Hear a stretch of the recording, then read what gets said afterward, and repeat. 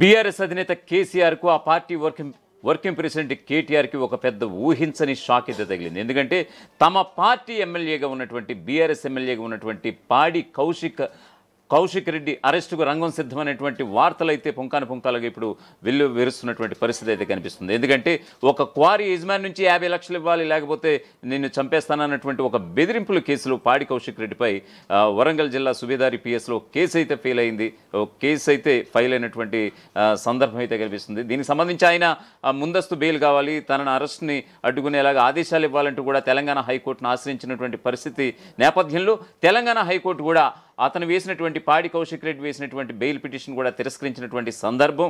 మరొక వైపు ఆ కేసుకు సంబంధించినటువంటి విచారణ ఈ నెల 23కి వాయిదా వేసినటువంటి సందర్భం కూడా కనిపిస్తుంది. సో ఈ క్రమంలో నేడో రేపో బీఆర్ఎస్ ఎమ్మెల్యే పాడి కౌశిక్ రెడ్డి అరెస్టు తప్పదు అనేటువంటి సంకేతాలు అటు బీఆర్ఎస్ నుంచి ఇటు అధికార కాంగ్రెస్ పార్టీ నుంచి బాగా వస్తున్నటువంటి వార్తలుగా మనం చెప్పొచ్చు. దీనికి సంబంధించిన పూర్తి స్థాయి డీటెయిల్స్ అయితే మీకు ఇచ్చే ప్రయత్నం అయితే చేస్తాను. కేసులు, విచారణలు, అరెస్టుల పర్వంతో బీఆర్ఎస్ పార్టీ కొట్టుమిట్టాడుతోంది. నేడు రేపు బీఆర్ఎస్ ఎమ్మెల్యే పాడి కౌశిక్ రెడ్డి అరెస్టు తప్పేలా కనిపించడం లేదు. అవును, ఓ క్వారీ యజమానిని బెదిరించి 50 లక్షలు డిమాండ్ చేసిన కేసులో ఎమ్మెల్యే పాడి కౌశిక్ రెడ్డి చుట్టూ ఉచ్చు బిగుసుకున్నట్లుగా తెలుస్తోంది. అతని ముందస్తు బెయిల్ పిటిషన్ సైతం తెలంగాణ హైకోర్టు కొట్టివేయడంతో ఇవాళ రేపో ఖచ్చితంగా ఎమ్మెల్యే పాడి కౌశిక్ రెడ్డి అరెస్ట్ అవుతారని అంతా చర్చ మొదలైపోయింది. బీఆర్ఎస్ ముఖ్య నేత హుజురాబాద్ ఎమ్మెల్యే పాడి కౌశిక్ రెడ్డికి హైకోర్టు షాక్ ఇచ్చింది. సుబేదారి పోలీస్ స్టేషన్లో నమోదైన కేసులో తనకు ముందస్తు బెయిల్ మంజూరు చేయాలని కోరుతూ తెలంగాణ హైకోర్టులో బెయిల్ పిటిషన్ దాఖలు చేశారు పాడి కౌశిక్ రెడ్డి. ఈ మేరకు పిటిషన్పై విచారణ చేపట్టిన ధర్మాసనం కీలక వ్యాఖ్యలు చేసింది. తనను అరెస్టు చేయకుండా పోలీసులకు ఆదేశాలు జారీ చేయాలని కౌశిక్ రెడ్డి చేసిన అభ్యర్థనను తోసిపుచ్చింది. కేసు తదుపరి విచారణను ఈ నెల 23కు వాయిదా వేసింది. కాగా కమలాపురం మండల పరిధిలోని ఉన్నటువంటి వంగపల్లిలో క్వారీ నిర్వహిస్తున్నటువంటి గ్రానైట్ వ్యాపారి మనోజ్ను ఎమ్మెల్యే పాడి కౌశిక్ రెడ్డి బెదిరించారనే ఆరోపణలు ఉన్నాయి. 50 లక్షలు ఇవ్వాలంటూ ఎమ్మెల్యే కౌశిక్ రెడ్డి తమను బెదిరించారంటూ మనోజ్ భార్య ఉమాదేవి సుబేదారి పోలీస్ స్టేషన్లో కంప్లైంట్ కూడా చేశారు. ఈ మేరకు సుబేదారి పోలీసులు ఎమ్మెల్యే కౌశిక్ రెడ్డిపై కేసు నమోదు చేయడం, ఆ వెంటనే ముందస్తు బెయిల్ కోసం తెలంగాణ హైకోర్టుకు వెళ్ళినటువంటి పాడి కౌశిక్ రెడ్డికి నిజంగా ఒక ఊహించని పరిణామం చోటు చేసుకుంది. ముందస్తు బెయిల్ పిటిషన్ తిరస్కరించినటువంటి తెలంగాణ హైకోర్టు తదుపరి విచారణను ఈ నెల 23కు వాయిదా వేసినటువంటి సందర్భం కనిపిస్తోంది. కమలాపురం మండలం వంగపల్లిలో గ్రానైట్ క్వారీ నిర్వహిస్తున్న మనోజ్ అనే వ్యాపారిని కౌశిక్ రెడ్డి బెదిరించారనే ఆరోపణలు ఉన్నాయి. క్వారీ సక్రమంగా నడుపుకోవాలంటే తనకు 50 లక్షలు ఇవ్వాలని కౌశిక్ రెడ్డి డిమాండ్ చేశారని మనోజ్ భార్య ఉమాదేవి హనుమకొండ జిల్లా సుబేదారి పోలీస్ స్టేషన్లో కంప్లైంట్ చేశారు. ఈ ఫిర్యాదు ఆధారంగా పోలీసులు కౌశిక్ రెడ్డిపై కేసు ఫైల్ చేశారు.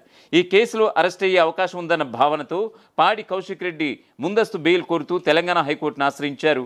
ఈ పిటిషన్పై విచారణ చేపట్టిన ధర్మాసనం పోలీసులు అరెస్టు చేయకుండా ఆదేశాలు ఇవ్వాలన్న కౌశిక్ రెడ్డి అభ్యర్థనను తోసిపుచ్చింది. కౌశిక్ రెడ్డి విజ్ఞప్తిని కోర్టు పరిగణలోకి తీసుకోలేదు. ఈ కేసుకు సంబంధించిన తదుపరి విచారణను ఈ నెల 23వ తేదీకి వాయిదా వేస్తున్నట్లుగా ఉన్నత న్యాయస్థానం ప్రకటించింది. ఇక హుజూరాబాద్ బీఆర్ఎస్ ఎమ్మెల్యే పాడి కౌశిక్ రెడ్డికి హైకోర్టులో ఎదురు దెబ్బ తగిలినట్లయింది.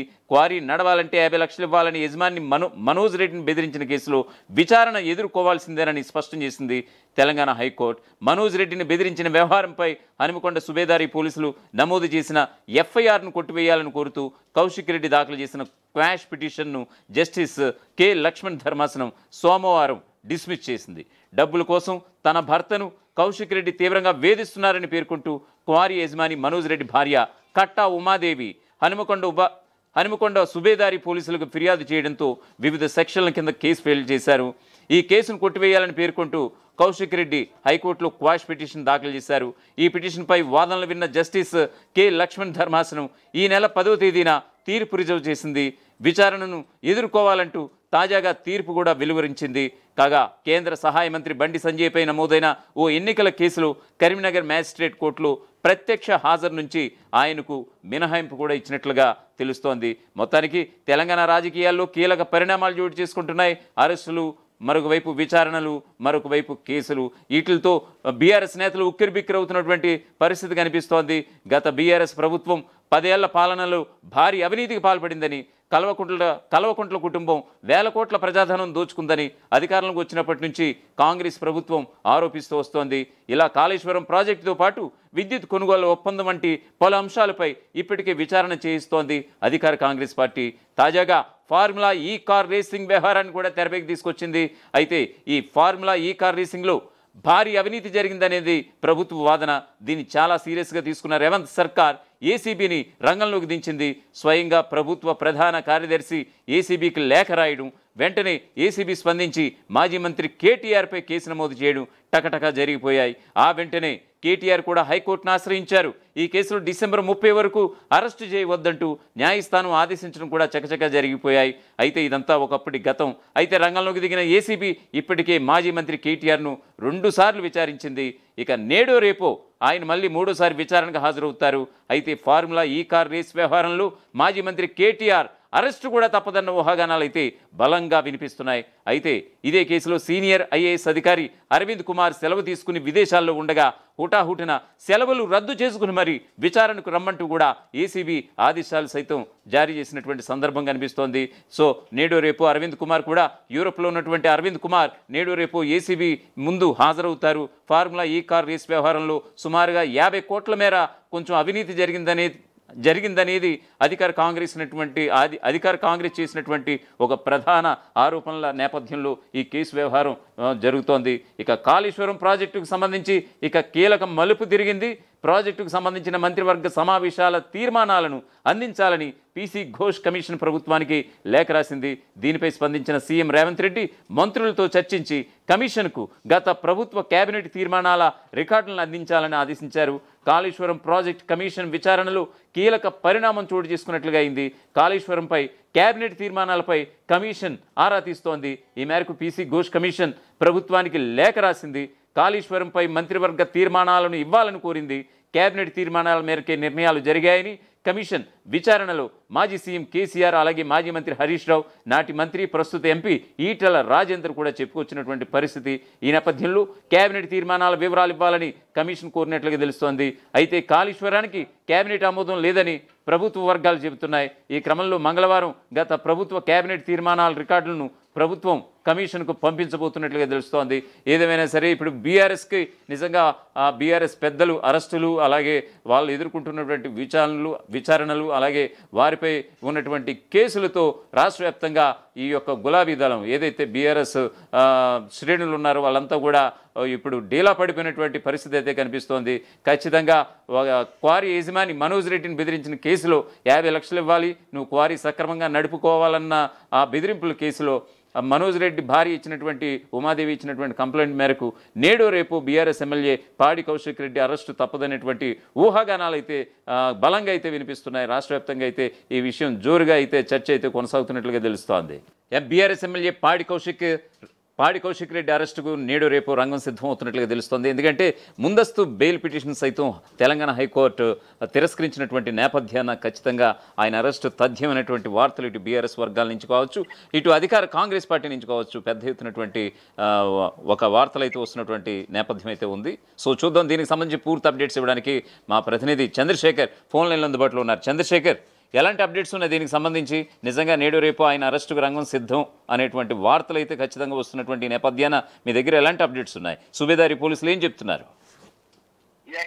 రాధాకృష్ణ, హుజురాబాద్ ఎమ్మెల్యే పాడి కౌశిక్ రెడ్డికి హైకోర్టులో చుక్కెదురైంది. వరుసగా బీఆర్ఎస్ పార్టీ అధినేత మాజీ ముఖ్యమంత్రి కేసీఆర్ పై కేసు నమోదు అయినటువంటి విషయం మనకు విదితమే. ఈ క్రమంలో మరొక వైపు రేసింగ్ సంబంధించి కేటీఆర్ పై సైతం కేసులు ఎదుర్కొంటున్నారు, విచారణ కూడా హాజరయ్యారు. ఈ క్రమంలో గత సిల్వర్ జూబ్లీ సెలబ్రేషన్స్ ఎక్కడైతే హన్మకొండ జిల్లా ఎల్కతుర్తిలో జరిగాయో, బీఆర్ఎస్ ఆవిర్భవించి 25 సంవత్సరాలు పూర్తయినటువంటి నేపథ్యంలో ఏర్పాటు చేసినటువంటి భారీ బహిరంగ సభ కోసం కమలాపూర్ మండలం మంగపల్లికి చెందినటువంటి మనోజ్ అనేటువంటి గ్రానైట్ క్వారీ వ్యాపారిని 50 లక్షల రూపాయలు ఇవ్వాలని చెప్పి డిమాండ్ చేశారంటూ అతని మనోజ్ భార్య ఉమా కమలాపూర్ పోలీస్ స్టేషన్ అంటే హన్మకొండ జిల్లా సుబేదార్ పోలీస్ స్టేషన్ లో ఫిర్యాదు చేశారు. ఈ క్రమంలో కేసు నమోదైంది.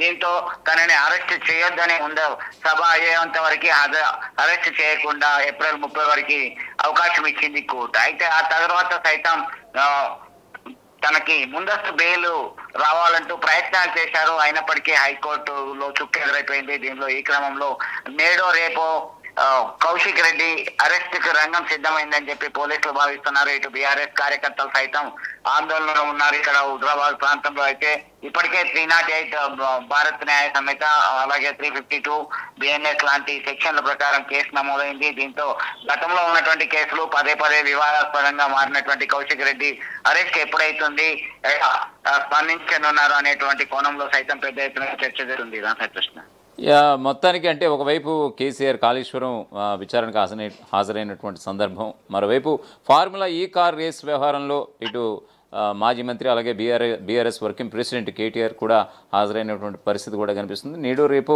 ఆయన కూడా మళ్ళీ ఏసీబీ అధికారుల ముందు హాజరవుతారు. మరోవైపు అదే కేసులో అరవింద్ కుమార్ మాజీ సీనియర్ అధికారి, ఐఏఎస్ అధికారి, ఆయన కూడా హాజరవుతున్నటువంటి నేపథ్యాన ఎలా ఉంటుంది అంటే బీఆర్ఎస్లో అంటే వాళ్ళ యొక్క శ్రేణులు సైతం ఎలా ఉండబోతుంది? ఎందుకంటే ఒకవైపు అరెస్టులు, మరోవైపు విచారణలు, మరొకవైపు కేసులతోటి పార్టీ పెద్దలే సాక్షాత్తు అధికారుల ముందు తలొగ్గినటువంటి పరిస్థితిలో ఎలా ఉండబోతుంది తెలంగాణ రాష్ట్ర వ్యాప్తంగా బీఆర్ఎస్ పరిస్థితి అంటే ఏం చెప్తారు? మీ దగ్గర ఉన్నటువంటి సమాచారం ఏమిటి?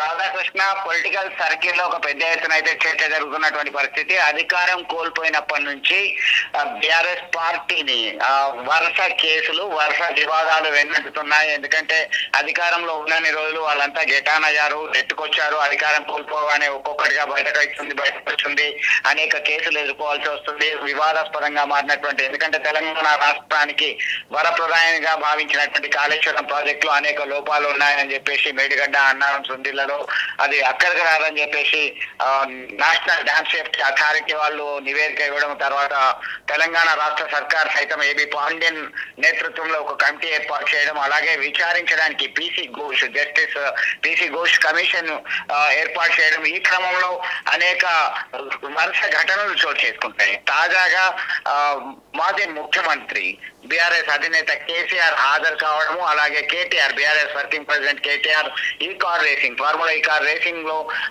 ఏసీబీ విచారణ ఎదుర్కోవడము, కేసులు ఎదుర్కోవడము, తాజాగా ఎమ్మెల్యే పైన కేసు కావడము, ఇవన్నీ చూస్తుంటే వరుసగా ఒక ఆత్మస్థైర్యం కోల్పోతున్నారు బీఆర్ఎస్ కార్యకర్తలు.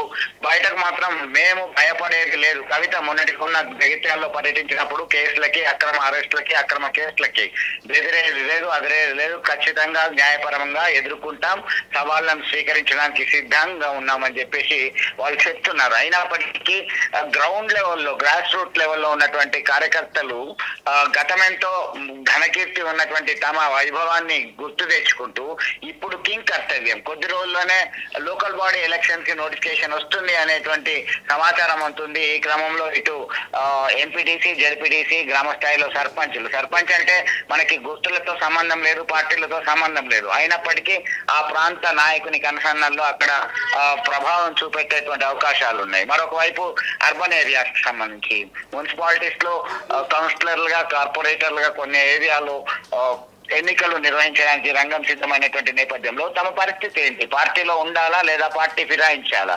రాధాకృష్ణ, మనకి ఇప్పటికే తెలుసు, అధికారం పోయిన తర్వాత కొద్ది రోజుల్లోనే మరి ఎమ్మెల్యేలు సైతం పార్టీ ఫిరాయించారు. దానిపైన విచారణ కొనసాగుతూనే ఉంది, ఇంకా ఒక్క కొలిక్కి రాలేదు. ఈ క్రమంలో ఒక అస్తవ్యస్తంగా గందరగోళ పరిస్థితిని ఎదుర్కొంటున్నటువంటి పరిస్థితి. మరొక వైపు బీఆర్ఎస్ శ్రేణులు, సాక్షాత్తు మాజీ ముఖ్యమంత్రి, బీఆర్ఎస్ ప్రెసిడెంట్, ఇలాంటి ఆటుపోట్లు ఎన్నో చూశాము. ఖచ్చితంగా మళ్ళీ బలంగా ప్రజల ముందుకు వస్తాం, ప్రజల కోసం కొట్లాడతాం అనేటువంటి ధైర్యాన్ని ఇచ్చేటువంటి ప్రయత్నం చేస్తున్నారు. అయితే కార్యకర్తలు, కింది స్థాయిలో ఉన్నటువంటి క్యాడర్ అంతా కూడా స్తబ్దత నెలకొందని చెప్పుకోవచ్చు ఇప్పుడున్నటువంటి పరిస్థితి. Okay Chandrashekar, thanks for updates. మొత్తానికి ఇది పరిస్థితి. నేడు రేపు స్థానిక సంస్థల ఎన్నికలు కూడా జరగబోతున్నాయి. ఈ తరుణాన పార్టీ అధినేతగా ఒకవైపు కేసీఆర్, మరోవైపు వర్కింగ్ ప్రెసిడెంట్గా మాజీ మంత్రి కేటీఆర్, ఒకవైపు బీఆర్ఎస్ ఎమ్మెల్యేలు సైతం అరెస్టులు అవుతున్నటువంటి సందర్భాన నిజంగా స్థానిక సంస్థల ఎన్నికల్లో ఎలాంటి ఇంపాక్ట్ పడబోతోంది? ఖచ్చితంగా తన బీఆర్ఎస్ అయితే తన గ్రాఫ్ అయితే తగ్గబోతుంది అనేటువంటి ఒక బలమైనటువంటి ఒక వాదన రాజకీయ విశ్లేషకులను సైతం వస్తున్నటువంటి క్రమాన కనిపిస్తోంది. చూద్దాం మరి ఏం జరుగుతుందో. అసలైన తొలి వెలుగు. ఫాలో వాట్సాప్ @తొలి వెలుగు official.